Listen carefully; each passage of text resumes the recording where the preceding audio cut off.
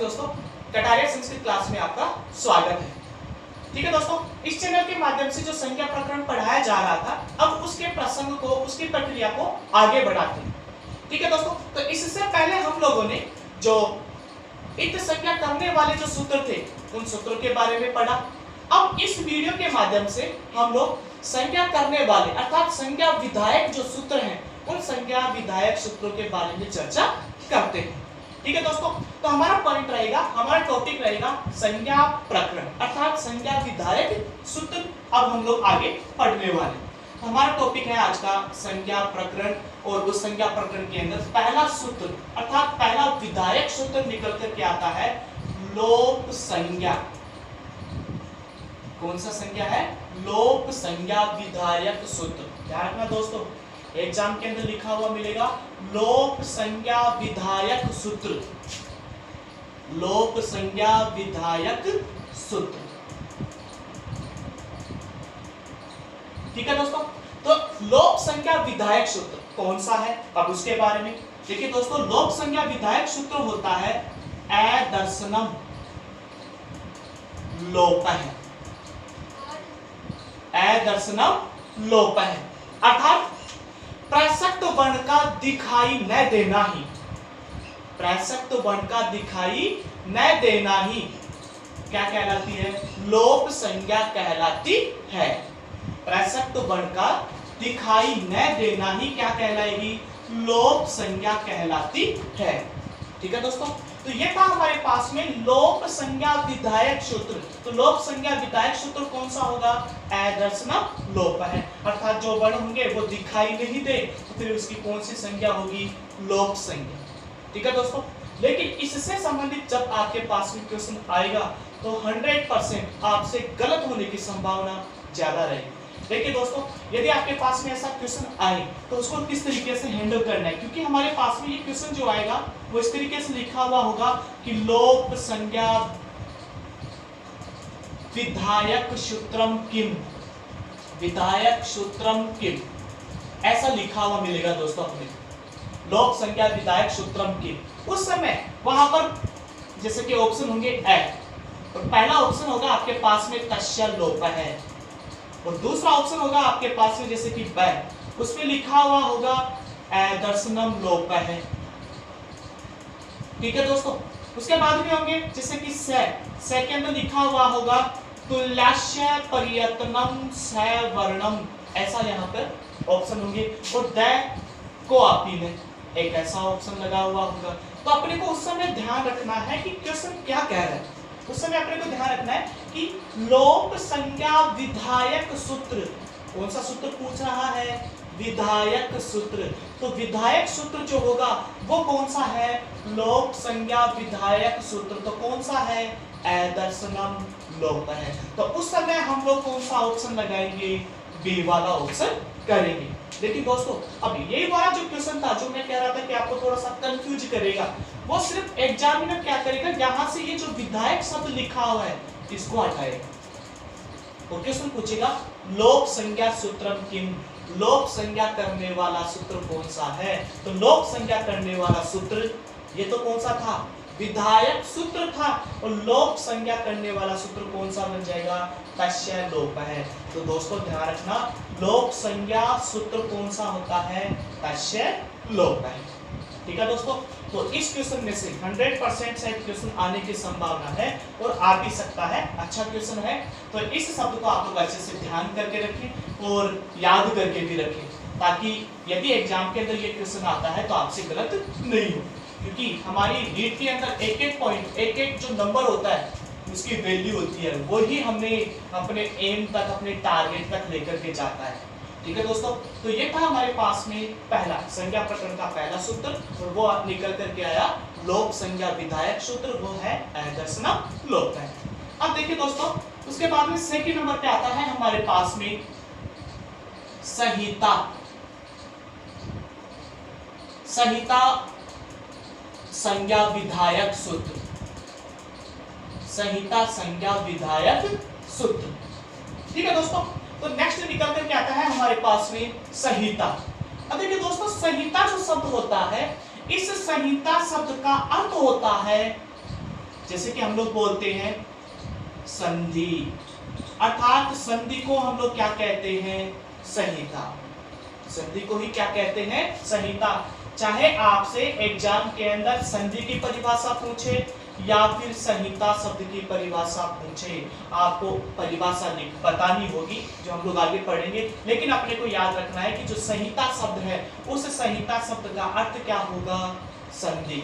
और इस शब्द का इस शब्द की सूत्र होता है परः सन्निकर्षः संहिता। इसका सूत्र क्या होता है, परः सन्निकर्षः संहिता। अर्थात अलग अलग वर्णों को सन्नि का मतलब होता है पास में, कस का मतलब होता है जोड़ देना ही संहिता कहलाती है। क्या कहलाती है, संधि कहलाती है। अर्थात दो वर्ण जब अलग अलग हो, उन दोनों वर्णों को यदि वहां पर जोड़ा जाए, अर्थात उनके मध्य में यदि कोई प्रक्रिया अपनाई जाए, तो उस वर्ण को हम लोग क्या कहते हैं, संधि या संहिता कहते हैं। ठीक है दोस्तों, तो हमारे पास में देखिए संधि। अब क्वेश्चन ये है कि अपवाद से संधि कहाँ नहीं होती है, अपवाद से संधि कहाँ नहीं होती है, ये क्वेश्चन निकल करके है। तो उस समय अपने को ध्यान रखना है, पहली बात उसने कहा कि अपवाद से संधि कहाँ नहीं होती है। पहले ये तो चेक करें कि संधि होती कहाँ पर है। तो जहां पर नहीं होती है तो अपने आप निकल करके आ जाएगा। तो इससे संबंधित हमारे पास में एक सूत्र चलता है, संहितेक पदे, संहितेक पदे। इससे संबंधित हमारे पास में एक श्लोक है, इसका एक नियम है, सूत्र है, वो होगा संहितेक पदे नित्य नित्य धातुपसर्गयो। संहितेक पदे नित्य नित्य धातुपसर्गयो। नित्य समासे, नित्य समासे वाक्य तुसा विवक्षाम पेक्षते। ठीक है दोस्तों, ये एक श्लोक निकल करके आता है, संहितेक पदे नित्या नित्या धातु प्रसर्गयो। नित्या समास से वाह, इसके मध्य में वाह लिख लेंगे अपन लोग, वाह वाक्य तुसा विवक्षाम पेक्षते। अर्थात संहितेक पदे, संहिता संधि एक पदे, एक पद में भी होती है। नित्या, नित्या का मतलब हमेशा, अर्थात संधि हमेशा एक पद में भी हो सकती है। नित्या हमेशा धातुपसर्गयो, धातुओं में भी और उपसर्ग में भी संधि होती है। नित्य समासे वा, और नित्य रूप से कहां पर, समास में भी संधि होती है। लेकिन वाक्य अर्थ हो गया अथवा, अर्थात लेकिन वाक्य तुसा, लेकिन वाक्यों में तो, लेकिन वाक्यों में तो विवक्षाम उपेक्षते, अर्थात अपवाद से ही संधि की जाती है। अर्थात वह हमारे ऊपर, अर्थात व्यक्ति विशेष की इच्छा के ऊपर डिपेंड करता है कि उस वाक्य की या उस वाक्य की संधि करे या फिर उसकी संधि नहीं करे, वो उसके ऊपर डिपेंड होता है, उसके ऊपर निर्भर होता है। ठीक है दोस्तों, तो क्वेश्चन लिया जाए कि वाक्य संधि अपवादेन किम न भवति। ठीक है दोस्तों, तो वहां पर अपने को कौन सा आंसर लिखना होगा, वाक्य शब्द वहां पर उसका आंसर लिखना होगा। ठीक है दोस्तों, तो इस प्रकार से हमारे पास में संज्ञा प्रकरण के अंतर्गत सेकंड नंबर का सूत्र निकल करके आया और वो था संहिता संज्ञा, और इसका सूत्र होता है परः सन्निकर्षः संहिता। ठीक है दोस्तों, यहाँ पर विसर्ग लिख लेना, परः सन्निकर्षः संहिता, अर्थात दूर दूर के वर्णों को पास मिला करके मिलाना ही क्या कहलाती है, संधि कहलाती है। ठीक है दोस्तों, तो इस प्रकार से हमने संधि प्रक्रिया देखी, अर्थात एक संज्ञा करने वाला हम लोगों ने, या संज्ञा करने वाला हम लोगों ने सेकंड नंबर का सूत्र देखा। अब इसके आगे हम लोग बढ़ते हैं। नेक्स्ट सूत्र आता है हमारे पास में थर्ड नंबर पर, और वो होगा सवर्ण संज्ञा। कौन सा होगा दोस्तों? सवर्ण संज्ञा विधायक सूत्र, अर्थात सवर्ण करने वाला सूत्र। यह सूत्र होता है तुल्याश्य प्रयत्नम सवर्णम। ठीक है दोस्तों, तो सूत्र निकल करके आता है तुल्याश्य प्रयत्नम सवर्णम। अब देखिए दोस्तों, इसकी प्रक्रिया को हम लोग समझते हैं। तुल्य, तुल्य शब्द का अर्थ होता है समान या बराबर। इसका अर्थ होगा समान या बराबर।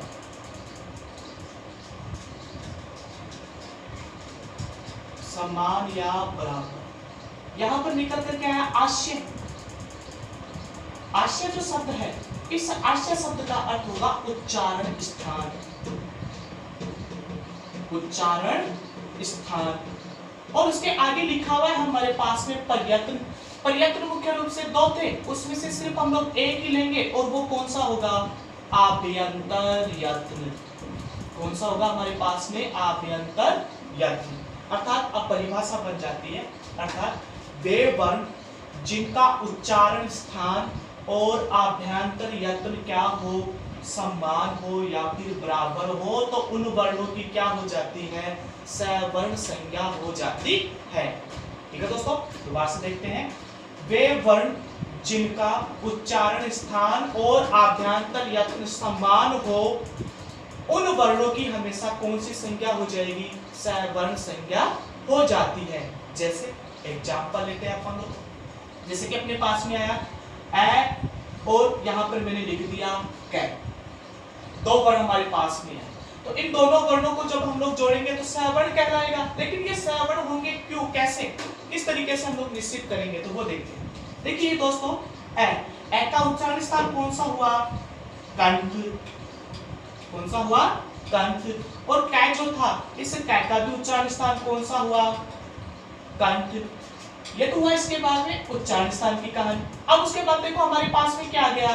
आभ्यंतर यत्न। आभ्यंतर यत्न जैसे हुआ, हमारे पास में निकल करके आता है कि जैसे कि ए जो होगा, जैसे कि ए से संबंधित आभ्यंतर यत्न हमारे पास में कितने थे?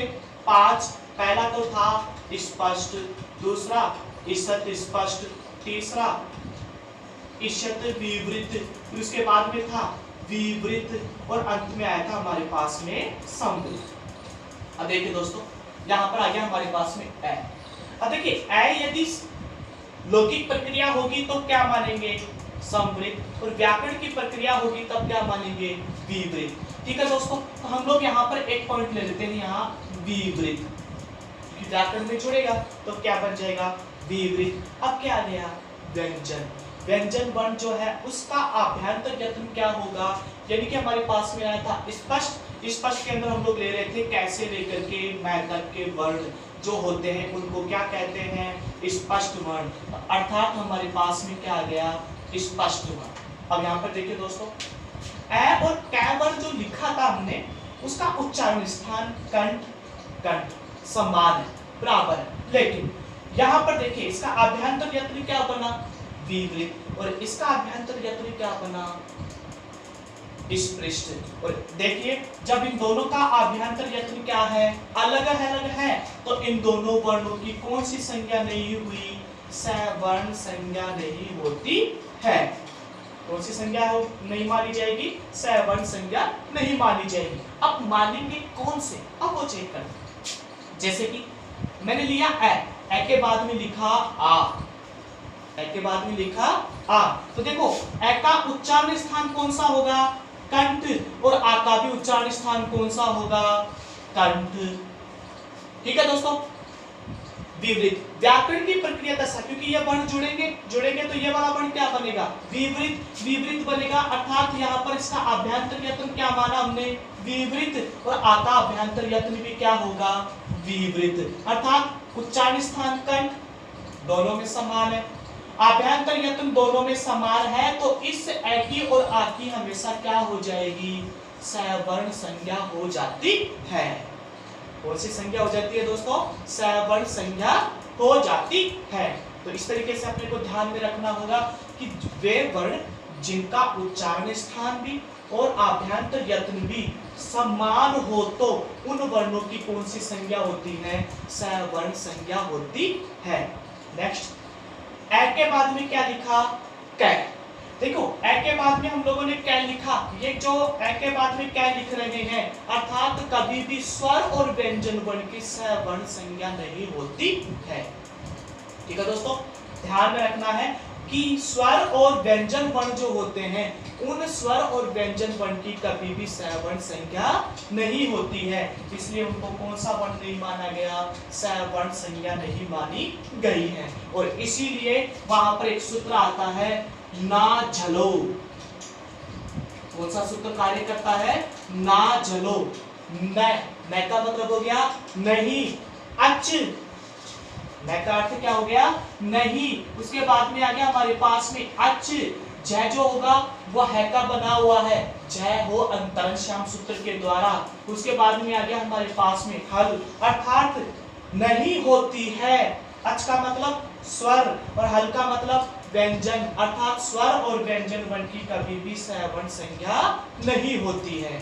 ठीक है दोस्तों, तो अपने को ध्यान में रखना होगा कि यदि स्वर स्वर आए तो सवर्ण संज्ञा, व्यंजन व्यंजन आए तो सवर्ण संज्ञा। यदि हमारे पास में स्वर के बाद में व्यंजन वर्ण आते हैं तो उनकी सवर्ण संज्ञा नहीं होती है।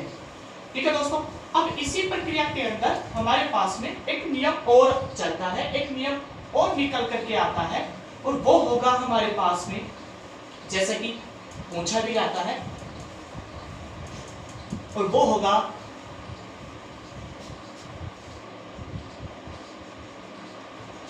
नेक्स्ट री री वर्णयो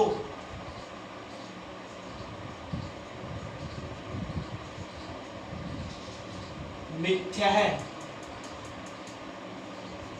सावर्णयम वाच्यम।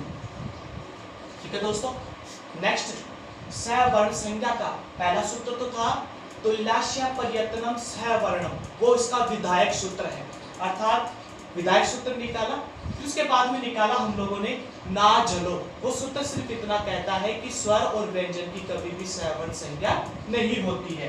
नेक्स्ट निकल करके आता है इसमें री री वर्णयो मिथ्या है सावर्ण्यम वाच्यम, अर्थात यहाँ पर देखिए क्या लिखा हुआ है, री और उसके बाद में क्या आ गया, री वर्णयो, अर्थात इन दोनों वर्णों की मिथ्या है, मिथ्या ही, सावर्ण्यम सवर्णता दृष्टि से अर्थात सवर्ण संज्ञा हो जाती है, वाच्यम। देखिए दोस्तों, इससे पहले हम लोगों ने पढ़ा तो मैंने आपको ये कहा था कि इस महाशय ने अपने सूत्रों के अंत में वाच्यम वक्तव्यम उपसंख्यानम शब्द लिखा है, तो वो व्यक्ति विशेष कौन था, कात्यायन। यानी कि ये सूत्र किनके द्वारा लिखा गया है, कात्यायन जी के द्वारा लिखा गया है कि री और री वर्ण की मिथ्या ही क्या हो जाती है, सवर्ण संज्ञा हो जाती है, अर्थात इन दोनों वर्णों की हमेशा कौन सी संज्ञा मानी जाएगी, सवर्ण संज्ञा मानी जाएगी। इसीलिए जब कभी भी इससे संबंधित क्वेश्चन आता है तो उसके क्वेश्चन पूछने का तरीका होता है जैसे ऋकारस्य भेदः सन्ति, ऋकारस्य भेदः सन्ति, ऋकार के भेद होते हैं। जैसे ऑप्शन डाल दूं मैं 12, 18, 30, 25, ऐसा ऑप्शन मैंने डाल दिया। अब उस समय यदि ऐसा क्वेश्चन हमारे सामने निकल करके आएगा तो हम 100% कंफ्यूज होंगे, लेकिन अपने को उस समय ध्यान रखना है रील री वर्णयोः मिथ्या सावर्ण्यम वाच्यम, अर्थात इन दोनों वर्णों की हमेशा कौन सी संज्ञा, सवर्ण संज्ञा हो जाती है। अब इसको निकाल के चेक करते हैं। देखिए दोस्तों, री जो होता है उस री की हमेशा कौन सी मात्रा बन जाती है, ऋस्व, फिर उसके बाद में दीर्घ, और तीसरी कौन सी बन जाती है, प्लुत, अर्थात इन सब के कितने भेद हो जाएंगे, 18, अर्थात री के कितने वर्ण बन गए यहाँ पर 18। री जो वर्ण होता है इस री वर्ण के कितने बन जाएंगे, 12, तो 18 और 12 कितने हुए, 30, तो हमारा ऑप्शन कौन सा होगा, 30 का ऑप्शन होगा। अब देखिए दोस्तों, अब आप सोच रहे होंगे कि सर ने ये यहाँ पर क्या कर दिया। अब इसी सिलसिले को हम लोग यहाँ पर विस्तार के साथ में सीखते हैं। ठीक है दोस्तों। तो नेक्स्ट अब आगे बढ़ते हैं हम लोग और इस प्रक्रिया के अंदर अब देखिए हमारे पास में जैसे कि वर्ण जो वर्ण होते हैं इन वर्णों की संख्या कितनी हो जाती है, अब उसके बारे में हम लोग चर्चा करते हैं। तो देखिए दोस्तों हमारे पास में जैसे कि एक चार्ट के माध्यम से मैं आपको ये भेद समझा रहा हूं। सबसे पहले हम लोगों ने लिया स्वर। ये जो स्वर होते हैं इन स्वरों की हमेशा 3 मात्रा बन जाती है। एक तो हुई ऋस्व, एक हुई दीर्घ और एक हो गई हमारे पास में क्लिप्त। ऐसे दोस्तों इनकी 3 मात्राएं बन जाती है। अब ये जो ऋस्व जो मात्रा निकल करके आई हमारे पास में, ये ऋस्व मात्रा भी 3 भागों में विभक्त हो जाती है। एक मात्रा तो होगी हमारे पास में उदात्त, क्योंकि स्वर से संबंधित बाह्य यत्न से संबंधित हमारे पास में कितने सूत्र आए थे? 3। एक तो बन गया उदात्त, दूसरा बन जाएगा हमारे पास में अनुदात्त और तीसरा बन जाएगा हमारे पास में स्वरित। ठीक है दोस्तों, ऐसे ही दीर्घ के भी 3 बन जाएंगे, जैसे कि उदात्त, अनुदात्त और स्वरित। ठीक है दोस्तों, इसी प्रकार से प्लुत के भी बन जाएंगे, उदात्त, अनुदात्त और स्वरित। ठीक है दोस्तों, तो इस प्रकार से ये विभक्त हो जाता है। आगे ये जो उदात्त वर्ण होते हैं, ये उदात्त वर्ण भी 2 भागों में विभक्त हो जाता है। यानी कि एक तो बनता है अनुनासिक, कौन सा बन जाएगा दोस्तों? अनुनासिक, और एक बन जाता है अनुनासिक। एक तो बन जाता है अनुनासिक और एक वर्ण बन जाता है अनुनासिक। इसी तरीके से अनुदात्त के भी कितने होंगे? 2। वो कौन से होंगे अब वो यहाँ पर लिख करके बता देते हैं। जैसे कि दोस्तों मैं एक तो लिख रहा हूँ AN और एक लिख रहा हूँ मैं ANN, यानी कि ये हो गया अनुनासिक और ये हो गया अनुनासिक। इसी प्रकार से स्वरित के भी 2 भेद हो जाएंगे, एक तो होगा अनुनासिक और एक हो जाएगा अनुनासिक। ठीक है दोस्तों, इसी प्रकार से दीर्घ में अर्थात दीर्घ मात्रा में भी यहाँ पर भी 2, यहाँ पर भी 2, यहाँ पर भी 2, अर्थात अनुनासिक और अनुनासिक। प्लुत वर्ण जो होंगे उन प्लुत वर्णों के अंदर भी 2 मात्राएं बन जाएगी, एक तो बनेगी अनुनासिक और एक बनेगी अनुनासिक। इसी प्रकार से अनुदात्त के भी और इसी प्रकार से स्वरित के भी। जैसे कि दोस्तों हम लोगों ने यहाँ पर स्वर लिया ए, ठीक है दोस्तों, देखो ए लिया, उसकी 3 मात्राएं बन गई हमारे पास में, ऋस्व भी बनी, दीर्घ भी बनी और प्लुत भी बनी। अब ये जो ए था उस ए के हमारे पास में कितने भेद बन जाएंगे? 3। उदात्त कोई मात्रा नहीं लगा सकते, अनुदात्त आड़ी मात्रा लगा सकते हैं, स्वरित खड़ी मात्रा लगा सकते हैं। फिर उदात्त में आने वाले 2 वर्ण बन जाएंगे, तो इसका मतलब ये जो ए था वो उदात्त के अंदर कितने बन गए? 2। अनुदात्त जो है उस अनुदात्त में भी माना हम लोगों ने, तो कितने बने? 2। और यहाँ पर देखिए स्वरित में भी कितने बने? 2। तो ऋस्व के अंदर ए जो होता है, ऋस्व ए जो होता है उसकी कितनी मात्राएं बन जाती है? 2, 4, 6। तो कितनी मात्रा बन गई यहाँ पर? 6 मात्रा बन गई दोस्तों। नेक्स्ट देखो, दीर्घ जब स्वर होगा, दीर्घ स्वर हम लोग जब बनाएंगे तो इस दीर्घ स्वर की भी कितनी मात्राएं हो जाएगी? 6। और यहाँ पर भी कितनी हो जाएगी? 6। अब इनका टोटल कीजिए, 6, 6, 12, 12, 6, 18। यानी कि ए जो होता है वो ए के कितने भेद हो जाते हैं, अर्थात वह ए कितने प्रकार का हो जाता है? तो ए मुख्य रूप से कितने प्रकार का हो जाता है? 18 भेद या 18 प्रकार का हो जाता है। इसी प्रकार से अब अपने को ध्यान देना है, स्पेशली अपने को याद रखना है कि ए, ई, उ और री ये जो वर्ण होते हैं इन वर्णों के कितने भेद हो जाते हैं? 18। इनके कितने भेद हो जाते हैं? 18। अर्थात ए, ई, उ, री इनकी हम लोग ऋष्व मात्रा भी, दीर्घ मात्रा भी और प्लुत मात्रा भी बना सकते हैं इन चारों वर्णों की। जब इन चारों वर्णों की 3 मात्रा बना सकते हैं तो कितनी मात्राएं बन जाएगी, अर्थात कितने प्रकार हो जाएंगे, 18। लेकिन दोस्तों नेक्स्ट निकालते हैं लृ। ये जो लृ था, जैसे कि हमारे पास में लृ वर्ण लिखा हुआ था, उस लृ वर्ण का कभी भी क्या नहीं होता है, दीर्घ नहीं होता है। उसका कभी भी क्या नहीं होता है, दीर्घ नहीं होता है। जब दीर्घ नहीं होगा तो उसके बनने वाले 6 जो भेद थे वो 6 भेद भी नहीं बनेंगे। तो फिर क्या बनेगा, ऋष्व के कितने बनेंगे, 6, और प्लुत के भी कितने बनेंगे, 6। तो लृ के मात्र कितने भेद माने गए हैं, 12 भेद माने गए, अर्थात 12 प्रकार होते हैं। ऐसे ही दोस्तों ए, आई, ओ और औ, ये जो 4 वर्ण होते हैं, इन चारों वर्णों का कभी भी क्या नहीं होता है, ऋष्व नहीं होता है। फिर वो वर्ण कौन से बन गए, दीर्घ और प्लुत, अर्थात ये नहीं होगा तो इसके 6 नहीं माने जाएंगे। तो फिर किसके माने जाएंगे, दीर्घ के कितने माने जाएंगे, 6, और प्लुत के भी कितने माने जाएंगे, 6। तो टोटल इनके कितने हो जाएंगे, 12। अर्थात ए के भी कितने प्रकार, 12, आई के भी कितने प्रकार, 12, ओ के भी कितने, 12, और औ के भी कितने हो जाएंगे दोस्तों, 12 प्रकार बन जाते हैं।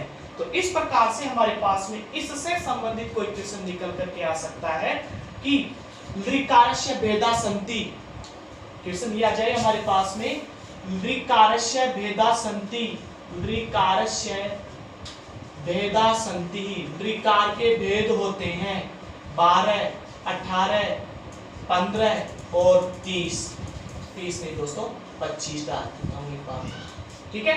तो हमारे पास में आता है लृकारस्य भेदा सन्ति, लृकार के भेद होते हैं। तो लृकार के कितने होते हैं, 12 भेद होते हैं।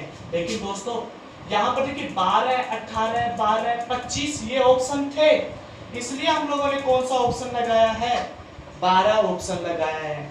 लेकिन यहाँ पर 25 के स्थान पर यदि हमारे पास में क्या लिखा हुआ मिल जाए, 30, और क्वेश्चन ये आए कि लृकारस्य भेदा सन्ति, लृकार के भेद होते हैं। तो दोस्तों हमारे पास में एक सूत्र आया था, ऋ वर्णयोः मिथ्या सावर्ण्यम वाच्यम, अर्थात ऋ और ऋ वर्ण की हमेशा क्या हो जाती है, सवर्ण संज्ञा होती है, अर्थात वे दोनों हमेशा जुड़ जाते हैं। तो लृकार के फिर कितने भेद माने जाएंगे, 30 भेद माने जाएंगे, ठीक है दोस्तों।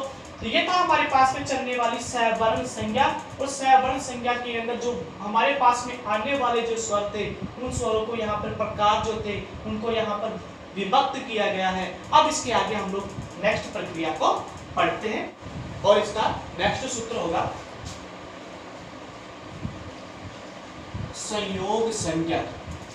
कौन सा होगा दोस्तों, संयोग संज्ञा सूत्र। अब देखिए दोस्तों इसके अंदर संयोग संज्ञा कौन सा है, अर्थात इसका सूत्र कौन सा चलता है, तो वो सूत्र होगा हलो नंतरा संयोग है। इसका सूत्र होगा हलो नंतरा संयोग है, अर्थात इस सूत्र का अर्थ होगा हमारे पास में, देखिए दोस्तों इसके जब हम लोग टुकड़े करेंगे तो हमारे पास में आएगा हल।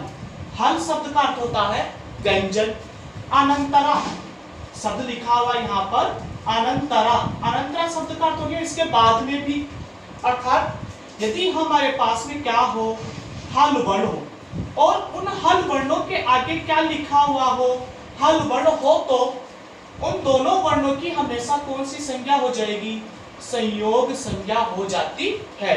जैसे हल वर्ण के आगे यदि हल वर्ण हो और उनके बीच में, उनके मध्य में यदि किसी स्वर का व्यवधान न हो, तो किसी स्वर का व्यवधान न हो तो उन वर्णों की कौन सी संज्ञा हो जाएगी, संयोग संज्ञा हो जाती है। जैसे इसका एक एग्जांपल देखते हैं। देखिए दोस्तों हमारे पास में आया एक शब्द लेते हैं हम लोग इंद्र, ठीक है दोस्तों।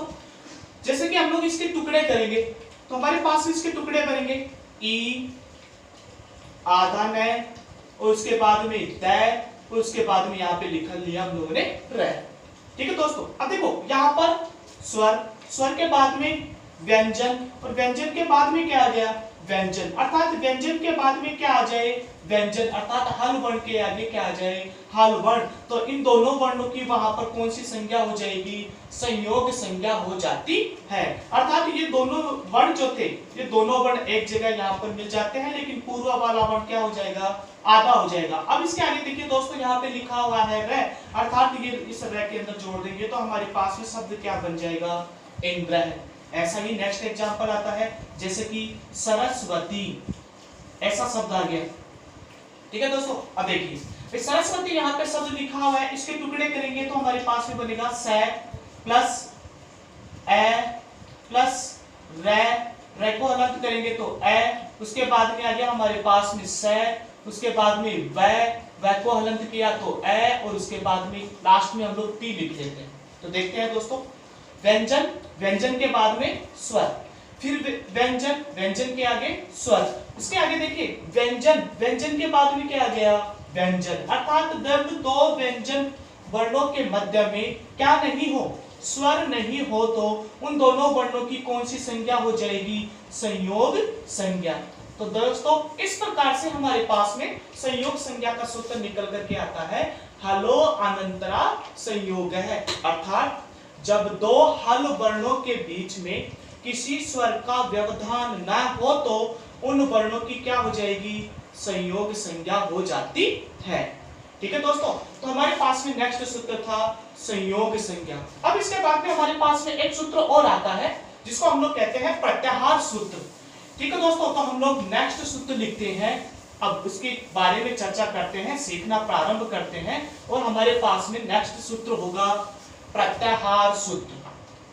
कौन सा होगा दोस्तों, प्रत्याहार सूत्र, प्रत्याहार सूत्र, अर्थात ये सभी के सभी विधायक सूत्र हैं। तो अपने पास में नेक्स्ट निकल कर के आया प्रत्याहार सूत्र। इस सूत्र अर्थात प्रत्याहार सूत्र कौन सा है, प्रत्याहार संज्ञा विधायक सूत्र कौन सा है, अब उसके बारे में अपन लोग चर्चा करते हैं। तो देखिए दोस्तों, अपने पास में आता है आदि रंतयेन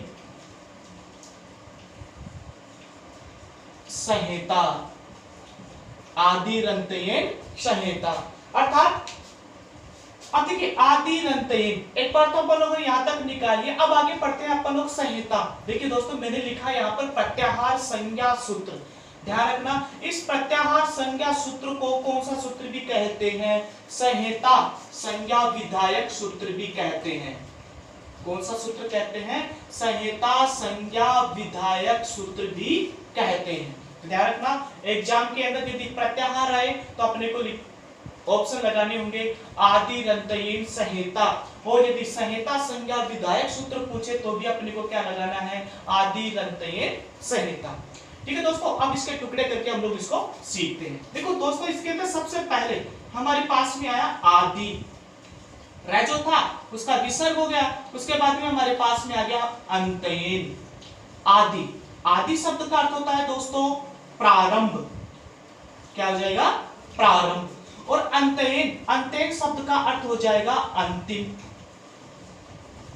कौन सा शब्द अर्थ निकल कर आ जाएगा, अंतिम, अर्थात प्रारंभिक वर्ण, प्रारंभ, प्रारंभिक वर्ण। जैसे कि मान लीजिए मैंने यहां पे ले लिया ए, ठीक है दोस्तों, अंतिम, अंतिम वर्ण, यहां पर शब्द ले लिया मैंने च। देखिए दोस्तों, अब इसको हम लोग यहाँ पे समझते हैं। जैसे कि हम लोगों ने जो माहेश्वर सूत्र निकाला था उसके अंतर्गत ए ई उ रे, फिर उसके बाद में आया री री कै, फिर उसके आगे है ए ओ गे, फिर है आई आउ च। जैसे कि हम लोगों ने लिखा प्रारंभिक वर्ण ए और अंतिम वर्ण च। देखिए दोस्तों, प्रारंभिक वर्ण कौन सा हो गया, ए, और अंतिम वर्ण कौन सा हो गया, च। देखिए दोस्तों, हम लोगों ने माहेश्वर सूत्र पढ़े थे, तो मैंने आपको कहा था कि अंतिम जो वर्ण होगा उस अंतिम वर्ण की क्या कर देंगे, इत संज्ञा कर देंगे, अर्थात इसको यहाँ से हटा देंगे। तो देखिए हमारे पास में एक शब्द बनकर के आया अच। अब अच क्या है, एक प्रत्याहार है, एक संहिता है। अच क्या है, एक प्रत्याहार है, एक संहिता है, अर्थात इसकी परिभाषा बनती है हमारे पास में कि प्रारंभिक वर्ण वह अंतिम वर्ण के मध्य में, प्रारंभिक वर्ण वह अंतिम वर्ण के मध्य में आने वाले ये जो वर्ण हैं, इन वर्णों का जो बोध करवाता है, इन वर्णों के बारे में जो समझाता है, बतलाता है, उसे ही क्या कहा जाता है? प्रत्याहार सूत्र कहते हैं। अर्थात उसे ही हम लोग क्या कहते हैं? अर्थात प्रत्याहार कहते हैं। ठीक है दोस्तों, तो देखिए यहाँ पर हमारे पास में शब्द सिर्फ इतना ही लिखा हुआ था अच, लेकिन अच क्या है? प्रत्याहार है। अब प्रत्याहार क्यों माना गया है वो देखते हैं कि प्रारंभिक वर्ण और अंतिम वर्णों के मध्य में आने वाले जो भी वर्णों का बोध करवाते हैं उन्हें क्या कहते हैं? प्रत्याहार कहते हैं। जैसे एक शब्द हो लेते हैं अपन लोग, एक एग्जांपल हो लेते हैं, जैसे कि मैंने शब्द लिखा यण, यण में लिख करके अपन लोग शब्द लिख लेते हैं यहाँ पर इक, शब्द ले लेते हैं यहाँ पर इक। ठीक है दोस्तों, तो यहाँ पर देखिए प्रारंभिक वर्ण कौन सा है? ई, और अंतिम वर्ण कौन सा है? कै। तो देखिए दोस्तों प्रारंभिक वर्ण कौन सा आया? ई, और अंतिम वर्ण कौन सा आ गया? कै। देखिए प्रारंभिक वर्ण और अंतिम वर्ण के मध्य में, अब इनके मध्य में हमारे पास में क्या आया?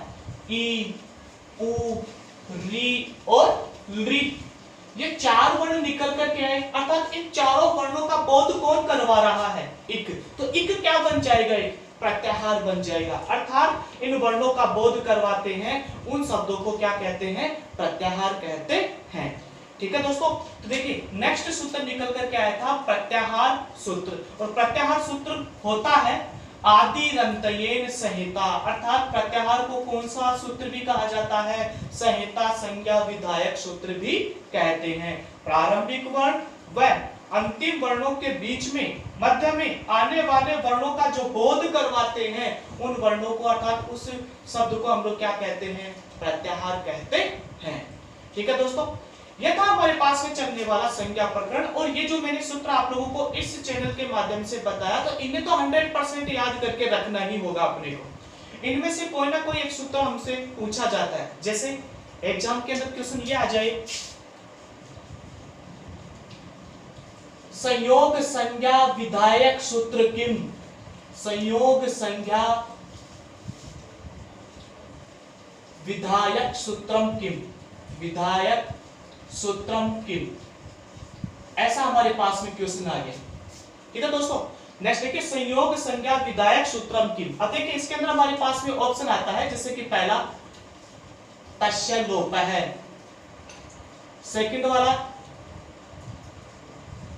तुल्याश्य प्रयत्नम सवर्णम, प्रयत्नम सवर्णम। तीसरा ऑप्शन आता है हमारे पास में हलोन्तरः संयोग है। ठीक है, और चौथा ऑप्शन आता है हमारे पास में आदिरंतयेन संहिता। अब देखिए दोस्तों सिर्फ इतना लिखा है, तो क्वेश्चन क्या पूछ रहा है हमसे? संयोग संज्ञा विधायक सूत्र कौन सा है? तस्य लोप है, ये तो संज्ञा विधायक सूत्र था, सॉरी लोप संज्ञा सूत्र था ये। तुल्याश्य प्रयत्नम सवर्णम, ये सवर्ण करने वाला सूत्र था। उसके बाद देखो हलो अनंतरा संयोग है, अर्थात दो हल वर्णों के बीच में यदि किसी स्वर का व्यवधान नहीं हो तो उनकी कौन सी संज्ञा होती है? संयोग संज्ञा होती है। तो उस समय हमारे पास में एग्जाम के अंदर कौन सा ऑप्शन राइट होगा? हलो अनंतरा, अर्थात तीसरे नंबर का ऑप्शन राइट होगा।